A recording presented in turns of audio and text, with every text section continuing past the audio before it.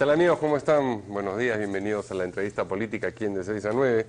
Difícil apartar la atención de lo que está ocurriendo en Francia. Vamos a estar, por supuesto, informándolos de cualquier nuevo acontecimiento en cualquiera de los dos puntos donde han tomado rehenes en Francia. Muy bien, pero hoy tenemos de invitados para esta entrevista a dos congresistas. De un lado, Héctor Becerril, de Fuerza Popular. ¿Cómo está, congresista? Buenos días. Y por el otro, Omar Chejade. Mario, encantado de estar en el programa. Gracias por la invitación. Oficialista. Buenos días también. Bien, el motivo central de la entrevista es la condena que ha recibido el expresidente Fujimori, de 8 años, por el caso Diarios Chicha. En su alegato final, el ingeniero Fujimori dijo que él debía ser absuelto porque no existía ninguna prueba contundente, no había ninguna grabación de su voz, no había una orden escrita, nada que demostrase que él pues ordenó el desvío de fondos de las Fuerzas Armadas para, digamos, el esfuerzo de campaña un poco turbio que había en los, no un poco, absolutamente turbio que había en los diarios Chicha. ¿Es así? Usted ha sido procurador, no de este caso en particular, pero sí de otros, y me imagino que tiene claro, digamos, cómo se construye el caso contra Fujimori. Fíjate, no es así. El ingeniero Fujimori, digamos, según incluso las sentencias que ya se han dado, incluso en Barrios Altos, La Cantuta, los temas de corrupción, se señala en los considerandos que él dirigió una empresa criminal conjunta, es decir, lideró una organización criminal que tenía como destino la reelección.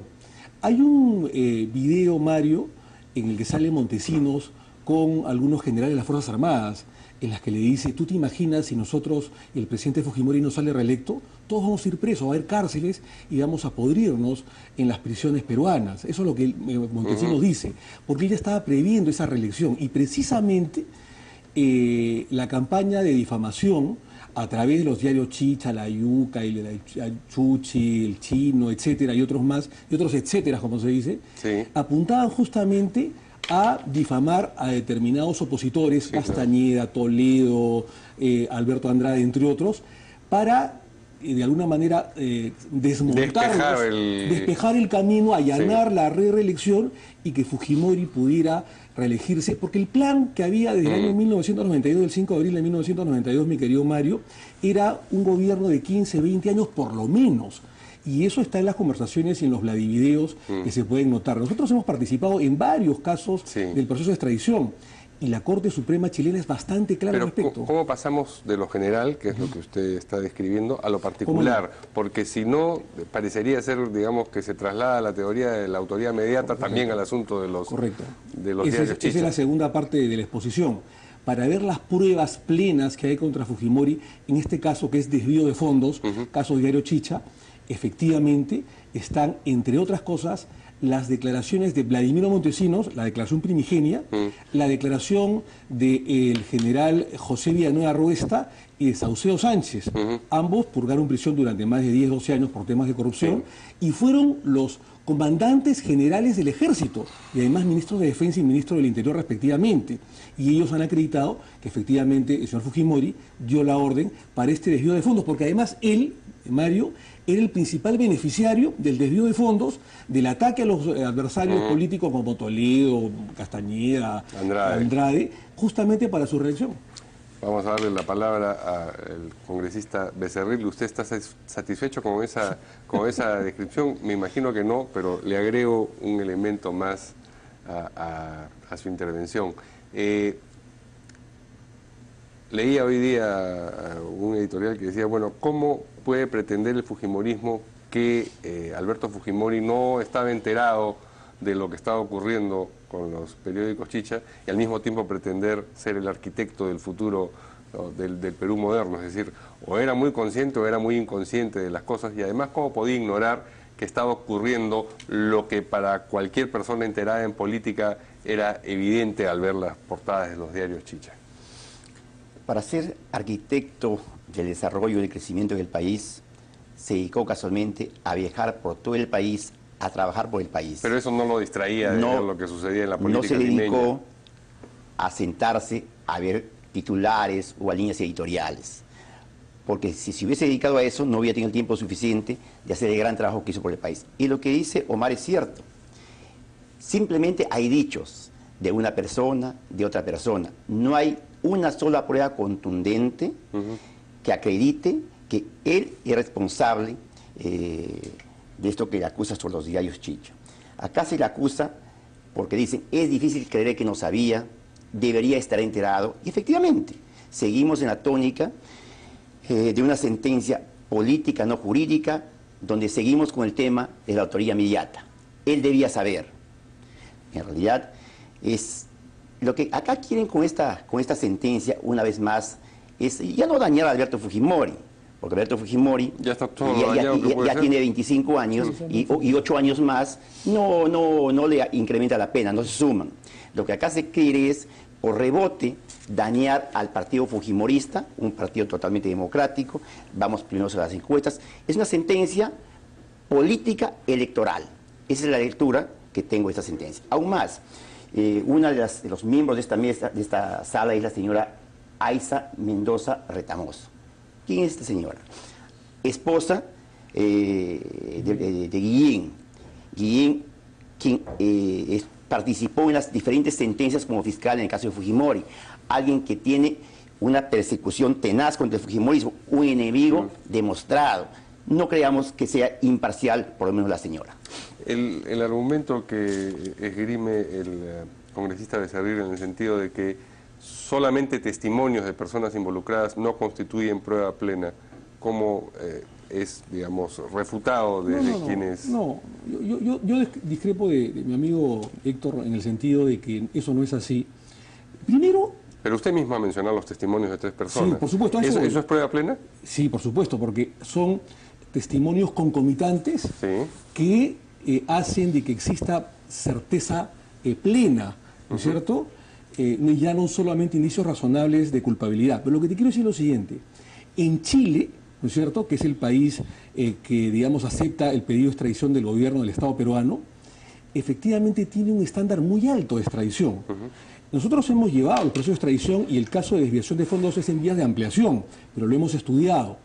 Y en Chile, para que un, digamos, requisitoriado por la justicia, un pedido de extradición sea aceptado, no solamente tiene que cumplir con los estándares normales, es decir, que no sea cosa juzgada, que no sea persecución política, que haya doble incriminación, etcétera, sino que además, Mario, tiene que haber indicios razonables o racionales de culpabilidad o responsabilidad. Claro, pero eso parece decir, bueno, si en Chile les ha parecido que esto es así, ¿cómo no nos va a parecer a nosotros? Lo que pasa es que el juez chileno no solamente es un juez extraditor, sino también se convierte en un juez juzgador. Nosotros tuvimos dificultades en llevar o extraditar a Fujimori al Perú. No fue nada fácil, nos costó 2 años, justamente por ese estándar alto que tiene Chile.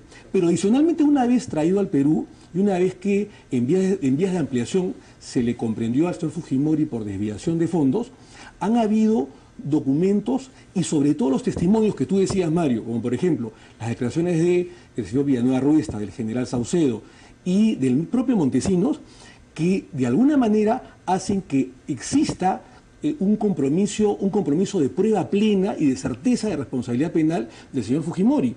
Porque además, Mario, el principal beneficiado para la reelección era el señor Fujimori.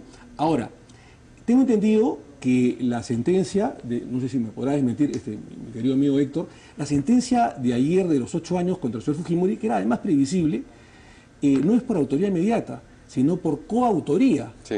Con Montesinos y con diversas personalidades que efectivamente, como Bresani, que ya falleció, Faisal Fracalosi, que está fugado, un publicista argentino, astrólogo, etcétera, que está fugado del país, que efectivamente han merecido una sentencia por coautoría. Es decir, cada uno tenía un rol específico para cometer determinado delito, ¿no? Vamos a darle la palabra al congresista Becerril. Yo creo que no se puede sentenciar a nadie por indicios.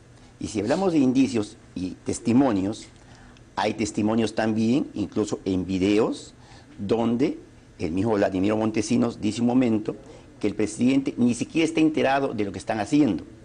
Es un video público. Hay también testimonios de algunos jefes militares que también han dado su testimonio de que no conocen. Entonces, ¿por qué en la balanza ponemos las dos cosas y decimos no? Los que acusan a Fujimori por dichos tienen la razón, ¿Y por qué los otros no? Yo creo que es innegable de acá, para una sentencia efectiva, justa, objetiva, tendría que haber indicios, más que indicios, tendría que haber pruebas plenas. Y pruebas no hay, en realidad. ¿Quién ha presentado, por ejemplo, una prueba, un escrito, un video de que Alberto Fujimori? Todos son dichos simplemente. Y es lamentable que en esas circunstancias se sentencie al expresidente Alberto Fujimori. El abogado del ingeniero Fujimori ha anunciado que va a apelar esta sentencia. ¿Sobre qué bases? Es decir, sobre lo que usted está diciendo. Claro, yo entiendo que usted no es el abogado y no tiene por qué tener la minucia del argumento legal, pero ¿cuáles son los elementos, les pregunto a los dos en este caso, sobre los que se podría basar una apelación? Y yo creo lo que el abogado está manifestando es, casualmente, de que no hay ninguna prueba que acredite la participación de Alberto Fujimori en estos hechos.